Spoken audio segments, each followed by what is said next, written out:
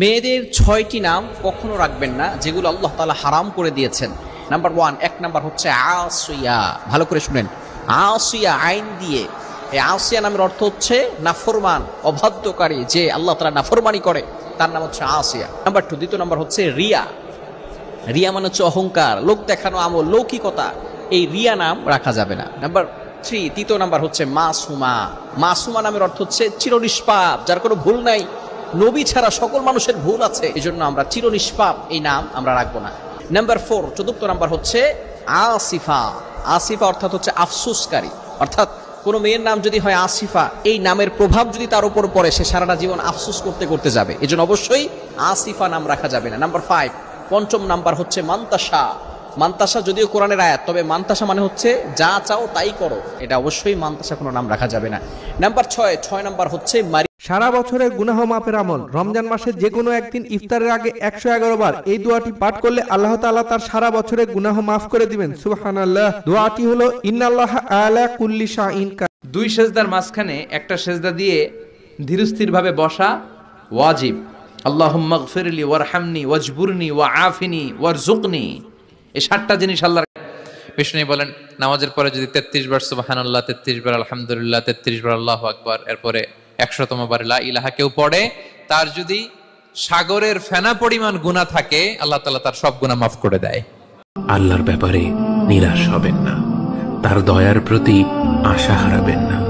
যখন কোনো বান্দার জন্য দুনিয়া সংকীর্ণ হয়ে আসে, বিশেষ করে যখন আপনাকে মানুষ পরিত্যাগ করে, এবং বিশেষ করে এমন কেউ যার উপর আপনি আস্থা রাখতেন কিন্তু সে আপনাকে নিরাশ করেছে, সেই সময় জেনে রাখবেন যে আল্লাহ চাচ্ছেন আপনি তার শরণাপন্ন হন।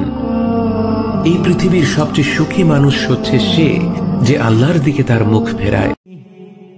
আস্তাগফিরুল্লাহ রাব্বি মিন কুল্লি যামবিন ওয়া আতুবু ইলাইহি।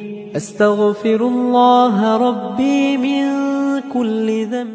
যে ব্যক্তি সূরা ফালাক, সূরা নাস এবং সূরা ইখলাস, এই 3টা সূরা সকালে এবং সন্ধ্যায় 3বার করে পড়বে, যদি সকালে পড়ে সন্ধ্যা পর্যন্ত যাবতীয় হঠাৎ বিপদ থেকে বেঁচে থাকবে। হঠাৎ বিপদ, ধাপাস করে কোনো বিপদে পড়বে না ইনশাআল্লাহ। দোয়াটা প্রতিদিন পড়তে পারবেন?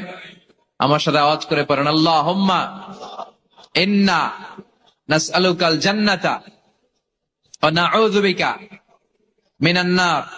আল্লাহ পাক আপনাকেও ভালোবাসেন, আল্লাহ পাক অবশ্যই আপনাকে ভালোবাসেন। জীবনের দীর্ঘ সময় পর্যন্ত আপনি আল্লাহকে ডাকেন নাই, আল্লাহ আপনাকে ফেলে দেয় নাই, আল্লাহ আপনাকে খাওয়ান, এখনো পড়ান, বাঁচিয়ে রেখেছেন। আল্লাহ